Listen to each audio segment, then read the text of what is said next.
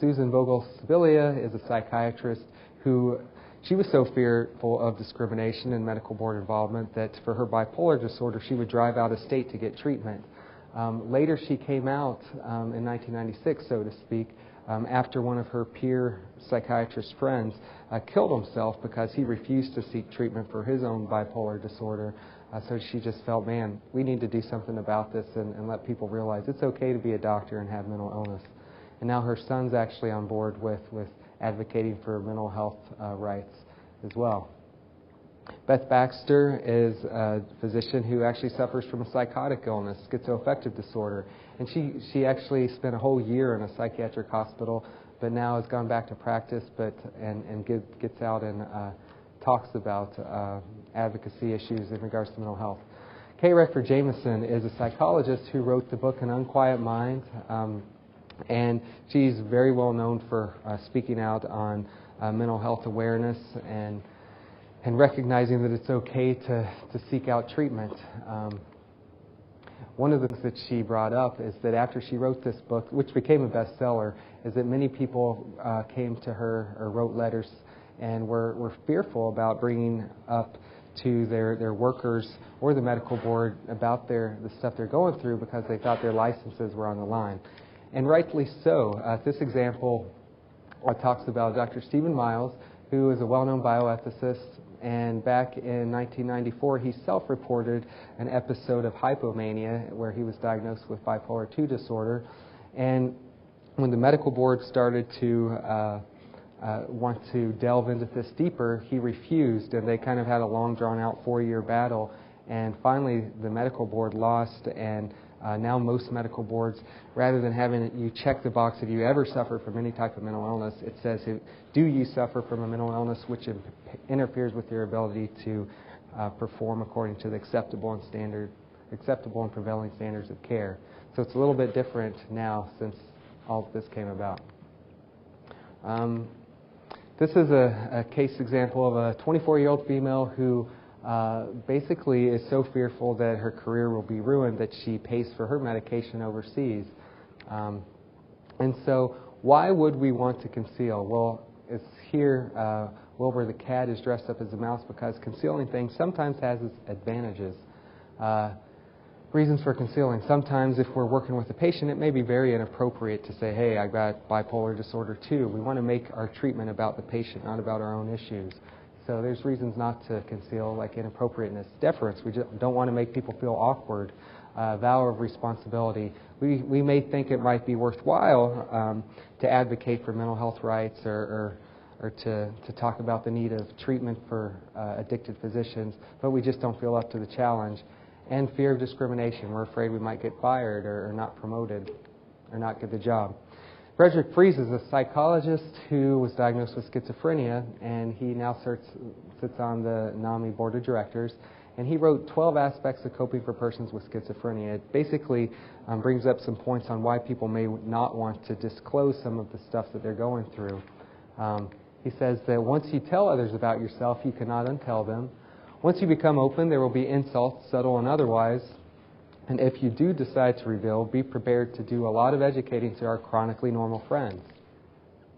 But on the other side, there's actually some good reasons to disclose as well.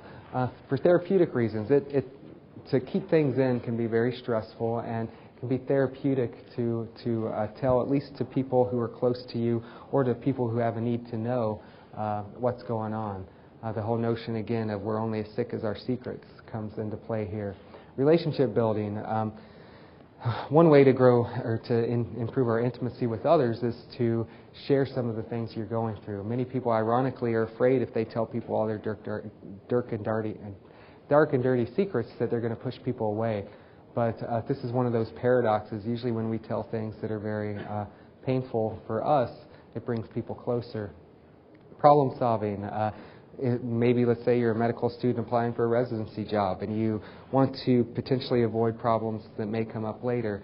Some people may choose to disclose at their residency applications, hey, by the way, I do suffer from this, but I'm being treated for it, just to avoid any anticipated problems. And reasons to disclose to help diminish prejudice and discrimination, things like that. So how are we as patients? We're not very good. These, again, are old statistics, but most of us who get hospitalized against our will leave AMA. We have a tendency to self-diagnose.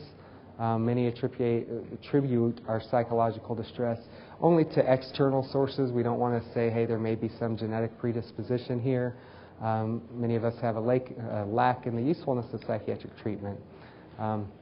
Okay, so I'm going to briefly try to run through case reports on a physician, or actually he was a resident at that time, whose chief complaint actually wasn't a chief complaint at all. He said that my goal is to be blissfully hypomanic for the rest of my days. So who was this resident? It was me. And I was 28 years old at the time. I was here at Wright State. I was an Air Force resident. And I'd previously been diagnosed with mild depression. And actually, even before that, I was self-medicating with herbal type stuff while I was in medical school. And the Air Force, if any of you guys are in it, they don't like for you to self-medicate. So when they found out about it, they started me on antidepressants and kind of slapped me on the wrist. But then later, December 2002, I was found off Route 35, dazed and confused. Many people who have manic episodes don't remember a lot of the details, but basically there was some stuff going on that I can't quite remember. But I ended up hospitalized at the Kettering Medical Center. While I was in the ER, I wrote up a case report on myself, and the very last thing on my differential diagnosis was possible manic episode. So the ER doc kind of flipped it and said, this should probably be at the top of your list because I was experiencing a lot of these symptoms here. When you start learning about bipolar disorder, a mnemonic for a person who's suffering from mania is dig fast. It's how a manic person would dig a hole. They would dig it very fast. I was markedly distractible. It was hard for me to focus and concentrate on anything. I was just all over the place. Indiscretion. I did a lot of pleasurable activities that most people may do occasionally, but I was excessive at these. And I won't go into all the details, but I'll just let you know that there were a lot of weird stuff going on. Regards to grandiosity, I felt like I was godlike. My residency training director, his name was Dr. Beinenfeld. I remember telling other residents, Dr. Beinen, who is this guy? I devalued others, and I just felt like I was better than everybody. Flights of ideas. My mind was all over the place. I focused on grandiose ideas. I came up with my own theory of everything, combining physics, string theory, M theory, spirituality, all this stuff. And actually, looking back on it now, it's a chaotic heap of junk. But at the time, I thought it was really clever. Activities increased. I was getting up very early, going into the hospital, waking up patients at 3 a.m., saying, how are you feeling today? Are you suicidal? Just stuff that most people wouldn't do, especially in psychiatry. I think we usually get to sleep in. Sleep was decreased, as I alluded to. The night I was hospitalized, I had gone more than 48 hours with any sleep at all, and 2 weeks leading up to it, my sleep was really poor. I was talking really fast. I had a kid who had some manic symptoms, and he told his mom, the doctor's talking faster than I am. So that kind of gave me a hint that something might have been going on. And I had the classic euphoric mania where I just felt so good, almost like I was on ecstasy. I had like this feeling that I had a special connection with God. I could hear some type of weird symphonic music. And being a psychiatry resident, that's when I started to think maybe I have a manic episode. My mother had bipolar disorder. But when you're in this state, it's easy not to look at that stuff. And I felt so good. I just wanted it to go on forever.